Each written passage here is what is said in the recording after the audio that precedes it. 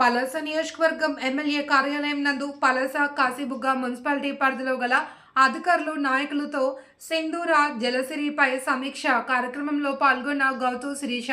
సింధూర జలసిరి ప్రజలు వినియోగించుకునేలా అవగాహన కల్పించండి.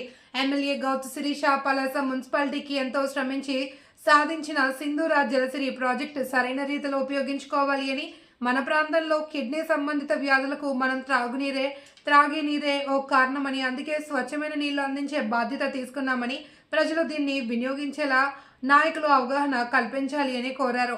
మున్సిపాలిటీ పరిధిలో రోడ్లు, కాలువల నిర్మాణానికి ప్రాముఖ్యత ఇవ్వాలి అని, అందుకు కావలసిన నిధులు తేవడానికి నా వంతు కృషి చేస్తానని మాట ఇస్తున్నానని చెప్పారు. రానున్న స్థానిక ఎన్నికల్లో మనం పనులు చేసి ప్రజలకు ఓటు అడగడానికి వెళ్దామని చెప్పారు.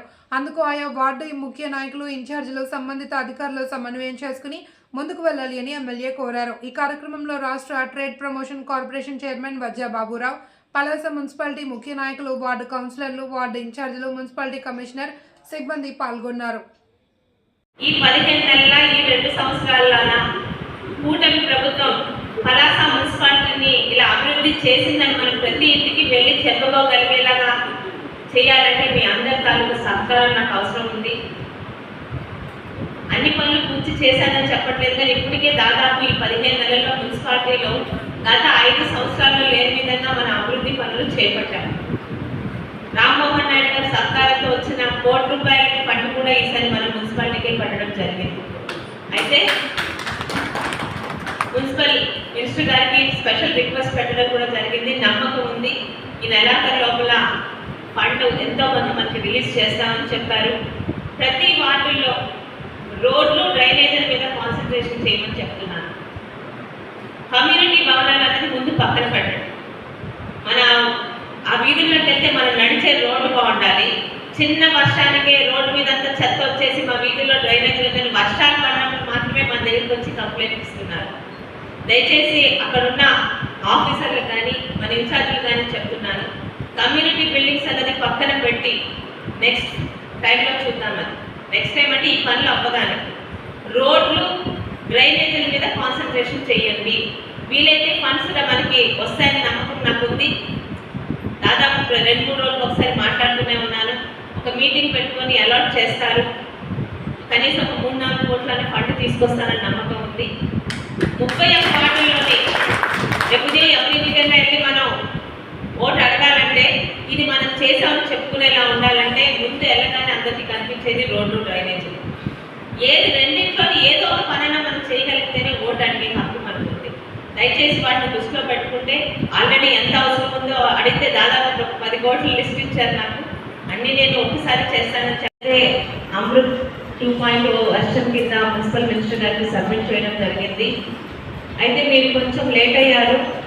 ఆల్రెడీ డెసిషన్ తీసుకున్నాము, నెక్స్ట్ దీంట్లో అది పెడతామని చెప్పి ఆయన కూడా మాట ఇవ్వడం జరిగింది. అయినా నా ప్రయత్నం ఆపట్లేదు.